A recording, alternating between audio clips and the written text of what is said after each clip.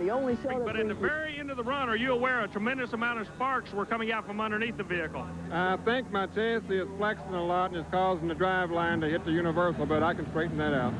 And coming out next, Ken Lamont out of Crossville, Illinois. And Army, ever since Kenny picked up the Plano Toolbox Company as a sponsor, this Midnight Express machine has been on a tear.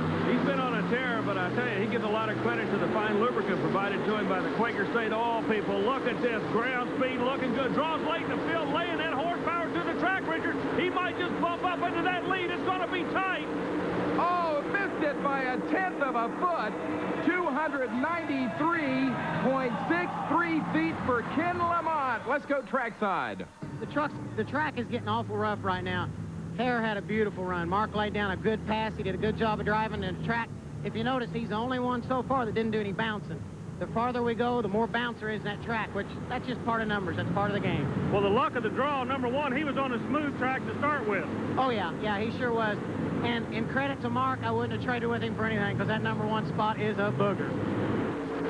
Well, it must be a tough spot to be in, but Ken Lamont gave it his all. And, Army, can you sing a few bars of My Old Kentucky Home? Because when you think of Kentucky and you think of pulling, you got to think of this guy, Jim Lyons out of Louisville and Stitches. Lyons is a history book in his own. Came to the sport through drag racing where he won national championships. An engine builder. Now he's teamed up with Alfred Turner and Milton Bowles with the Stitches Company.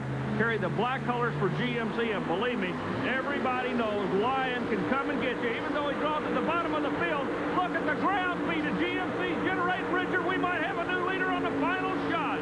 Not only a new leader, but this may be the winner. It is Jim Lyons, the last truck in the field, 299.19 feet. Jim Lyons out of Louisville, Kentucky has knocked off Mark Hare out of Springfield, Ohio, and the last pull of the day as we go trackside. Well, Richard, Jim Lyons did it the hard way, drew at the very bottom of the field, but that didn't seem to slow you down a bit. You were making a tremendous amount of horsepower. The weight looked perfect. That was just an excellent run, Jim. It really was, Army. I thought I waited too long, but we was testing a bunch of new cylinder heads, and it worked out great. We got a new blower on it, a new set of heads, and I wanted to find out what it did, so it done super. I mean, it done what it's supposed to do, and I waited too long. I drove a little bit bad, too. Well, Lyons no stranger to the winner's circle. He's an old drag racer, world champion in that category, but he's going after the national championship in 1989, and believe me, we're going to keep a close eye on this GMC. He'll be back in black out of the bluegrass, Mr. Jim Lyons. Well, our congratulations to Jim as we run down the final top five of the modified two-wheel drive. Lige McLean in fifth place. Wayne Roush took fourth. Third went to Ken Lamont. Second to Mark Hare. And the winner tonight, Jim Lyons out of Louisville, Kentucky. And don't go away when Power Tracks comes back. We've got the rugged four-engine modified tractors heading down the Hoosierdome track.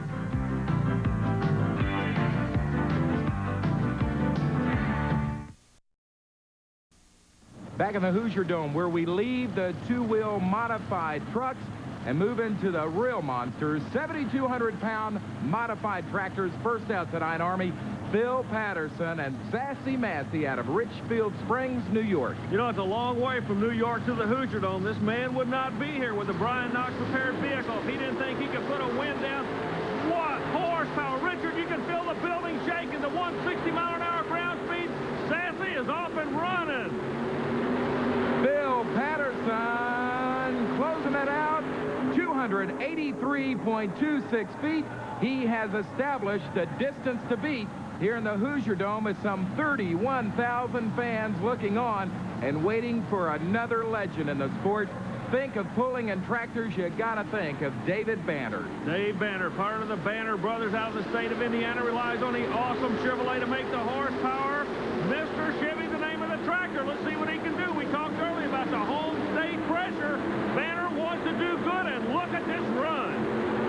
Pretty good run, but not quite enough to take over first. Mr. Chevy at 279.23 feet.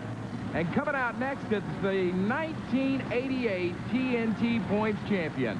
That is Pat Friels out of Island, Kentucky, and Dollar Devil. Richard, we just noticed something. As Friels getting ready to make his shot, he does have four engines, but the front engine is not running. I don't know if he's aware of that or not. Really, what we're going to be watching is a three-engine run. I don't know if he's aware he has a dead engine on the front. and it shows in his pulling distance, 256-plus feet. Let's go find out what the problem was with Army. For running with one motor dead, I felt real good about the pull. We substituted some gears, and I felt like we done best we could. I'm real happy with the run for 3 motors.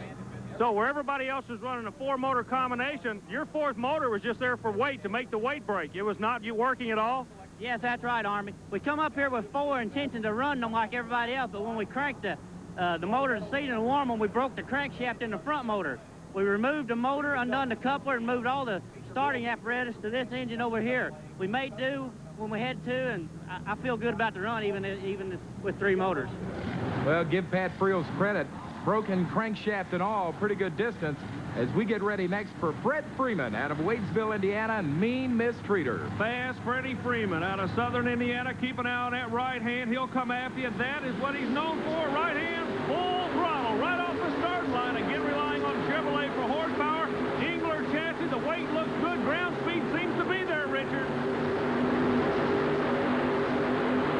Fred Freeman, 279.72 feet, so Phil Patterson remains our leader in the Sassy Massey machine. That is what, John Heilman there, isn't it, Army? Heilman's lining up the sled. The orange cone is a lineup marker for the sled operator, Ron Hickson. He'll back up. Heilman seems to be really worried about this track surface this evening, Richard. All right, so John Heilman will be our next scheduled puller out there, but right now it's time for the Redman TNT Question of the Week. And today's question of the week about the Redman TNT All-American Pulling Series comes from Matt Hirons of Bradenton, Florida. And Matt wants to know where TNT gets all the clay they use for their indoor pulling events. Well, Matt, it would be pretty fair to say that TNT owns real estate in more cities across the country than most companies. And for most of its indoor pulling events, TNT will either store the clay under or around the buildings that they're going to be pulling in, moving it in and out on the day of the event.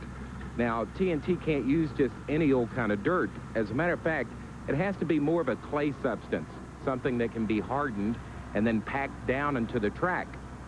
I guess you might say that TNT Motorsports is dirt rich.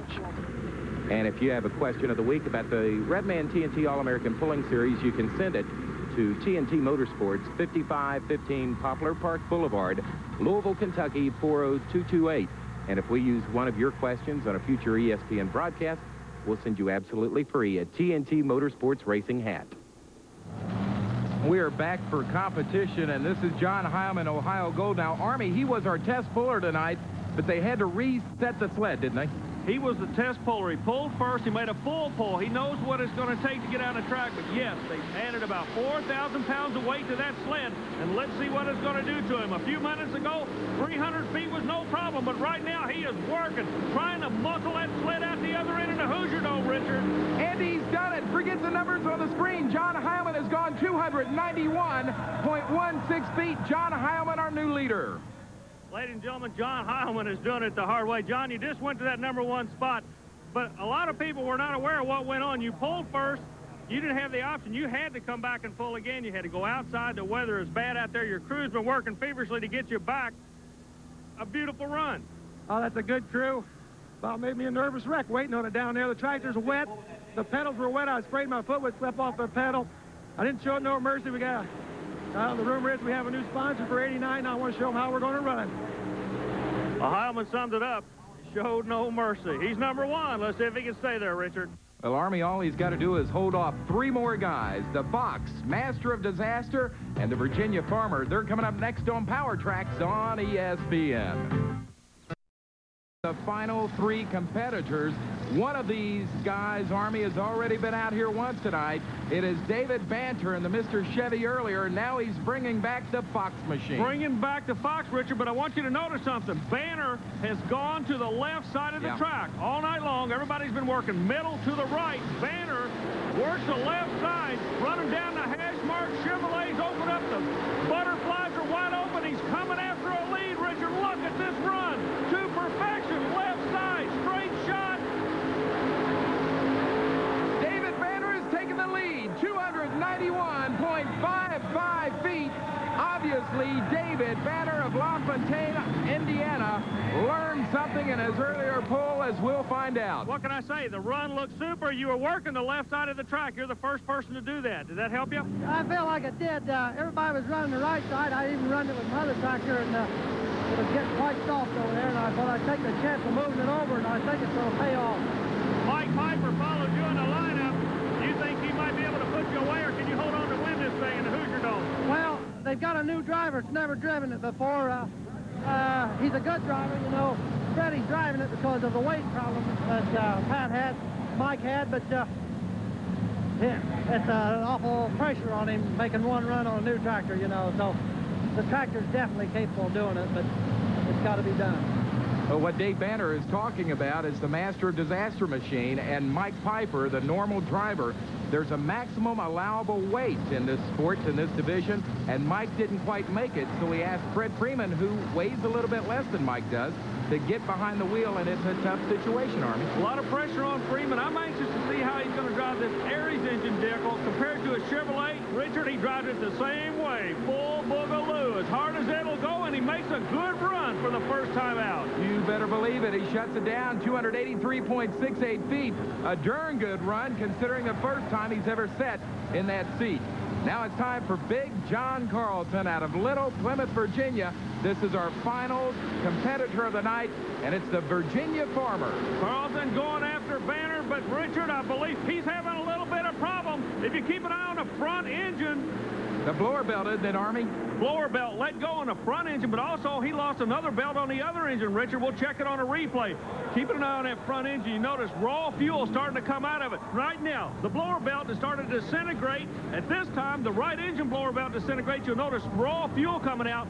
The Virginia Farmer loses 2 complete engines on the run. So, Richard, it looks like a home state boy. Dave Banner will take the win as the top 5 comes up on the screen. So, really, it was a story of 2 crafty old veterans tonight winning their respective division championships. Jim Lyons out of Louisville, Kentucky, taking the 2-wheel drive division. And then the home state guy right here from Indiana, David Banner, winning the 7,200-pound modified tractor championship. And that'll do it from the Hoosierdome. For Army Armstrong, I'm Richard Leek. We'll see you again on the tracks across America. Join us next time for Power Tracks, the most powerful sport on earth. Brought to you by TNT Motorsports, the nation's leader in pulling and monster truck racing.